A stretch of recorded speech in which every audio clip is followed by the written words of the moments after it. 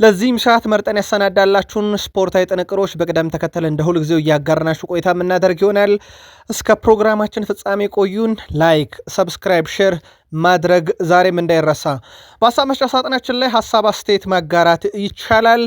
እንደዚሁም ላይክ ካረጋችሁ ለኛ በብዙ ይጠቅመናል። ከኤንሪኬ ሪከርሜር ጋር ቅርበት ያላቸው ምንጮች ቪኒሲየስ ጁኒየርን ለመሸጥ እቅድ እንዳለው የኤስፒኤን ዘገባ አስታወቁ። ቲጃኒ ሬንድሬስ ዱምፍሬስ ሪያል ማድሪድን እንደሚቀላቀል አረጋግጧል። ዝነኛውና የበርካታ ኮከቦች ወኪል የሆነው ጆርጅ ሜንዴስ ከፔሬዝ ጋር በጣም የቀረበ ግንኙነት አለው።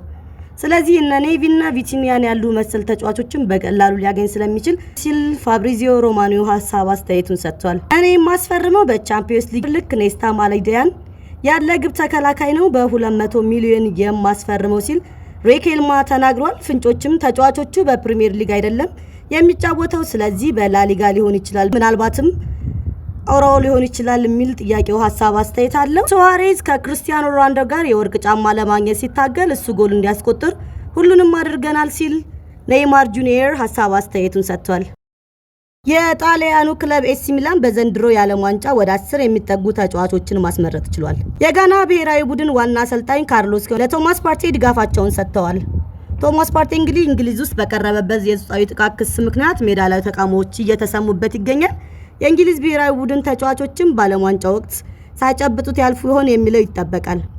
አሰልጣኝ ካርሎስ ማንም ሰው ከፍርድ ቤት የፍርድ ውሳኔ በፊት ጥፋተኛ ሊባልና ሊወገዝ አይገባም ብለዋል። ጋዜጠኞችም ስለዚህ ነገር ከሌሎች ቀድመው ነው መማር ያለባቸው ሲሉ ገልጸዋል።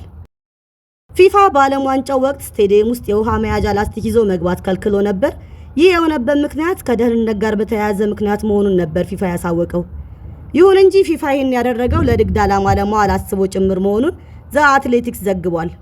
ፊፋ በስቴዲየም ውስጥ ለደጋፊዎቹ ውሃ በራሱ በመሸጥ ገቢውን ለመጨመር ማሰቡን የተገለጸው አወዳዳሪው አካል ፊፋ በስቴዲየም ውስጥ ከሚደረጉ ሽያጮች አብዛኛውን ገቢ እንደሚወስድም ተነግሯል። በስቴዲየሙ የሚሸጠውን ውሃ የሚያቀርበውም የፊፋ አጋር የሆነው ኮካኮላ ሊሆን እንደሚችል ተዘግቧል። ፈረንሳይ ለ2026 የዓለም ዋንጫ ብዙ ተጫዋቾችን የምታስመርጥ አገር ሆነች።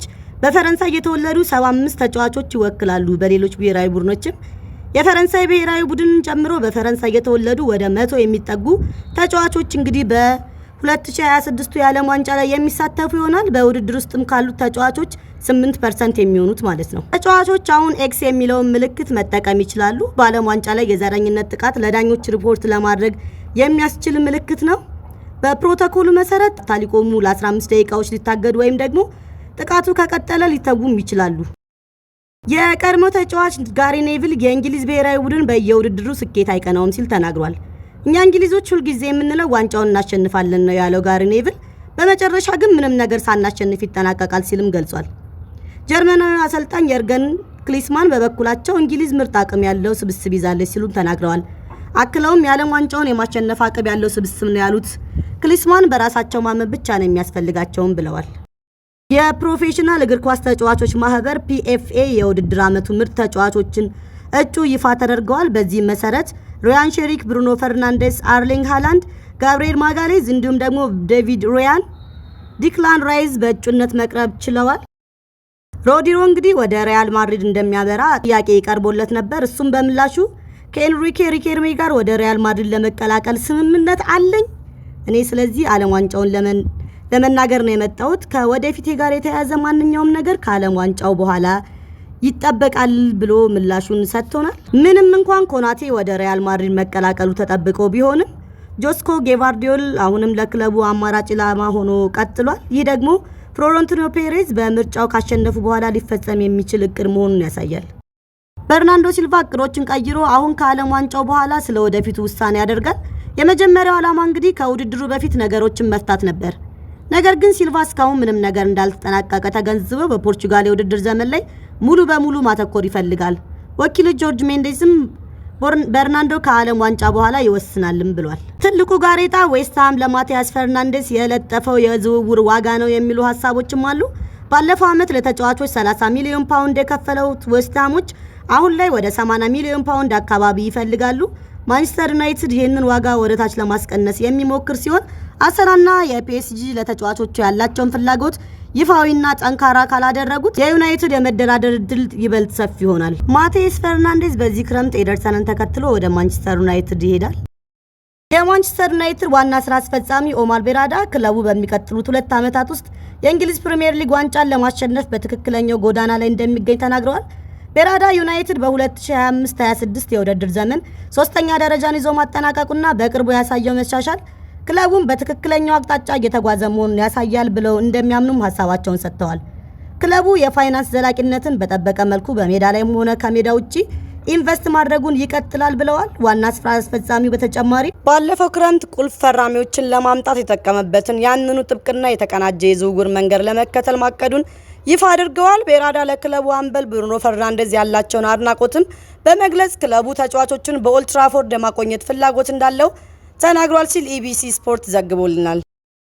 በዚህ ቀን ከ1 ዓመታት በፊት ኤድዊን ቫንደርሰን ለማንቸስተር ዩናይትድ ፊርማውን አኖረ። ቫንደርሰን በማንቸስተር ቤት ውስጥ 266 ጨዋታዎችን ሲጫወት 138 ክሊን ሺቶችን እንዲሁም ደግሞ 1 የቻምፒዮንስ ሊግ ዋንጫ፣ 4 የፕሪሚየር ሊግ፣ 2 ሊግ ካፕ እና 1 የክለቦች ዓለም ዋንጫን ማሸነፍ ችሎ ነበር። በፕሪሚየር ሊጉ ጎል ሳይቆጠርበት 1311 ደቂቃ የተጫወተ ብቸኛው ግብ ጠባቂም ሆኗል።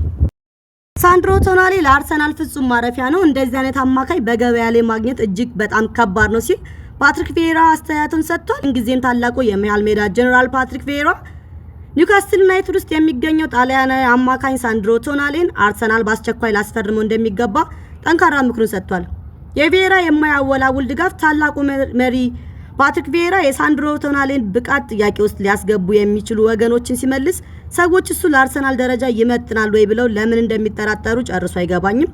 ቶናሊ ለአሁን ዘመን እግር ኳስ የሚያስፈልገው ሙሉ መስፈርት ያሟላ ድንቅ አማካኝ ነው ሲል በልበ ሙሉነት ተናግሯል። አርሰናል ከቤክሽታሽ በኩል እየቀረበለት ባለው ከፍተኛ ፍላጎት ምክንያት ሊያንድሮ ትሮሳርድን በዚህ የክረምት የዝውውር መስኮት ለመሸጥ ፈቃደኛ መሆኑ ተሰምቷል።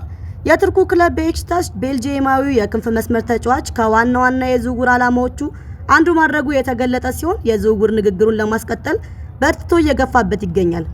በክለቡ ፕሬዝዳንት ሰርዳር አዳሌ የተወከሉ 2 ተወካዮች ከአርሰናል ጋር ለመደራደር በቅርቡ ወደ እንግሊዝ ያቀናሉ ተብሎም ይጠበቃል። ትሮሳርድ ክለቡን ለመልቀቅ እድል እንዳለ የተቀበለ ሲሆን ከወኪሎቹ ጋር በመሆን የሚቀርቡለትን ጥያቄዎች በሙሉ እንደሚመዝን ታውቋል። አርሰናል ለመጨረሻ ጊዜ የሊጉን ዋንጫ ክብር ለተከታታይ ዓመታት ማስጠበቅ የቻሉት በ1935 ነበር። በወቅቱ የ1933 እስከ 1935 3 ተከታታይ የሊግ ዋንጫዎችን አሸንፈዋል። ይህንን ክብር ድጋሜ በ2027 ይደግሙት ይሆን?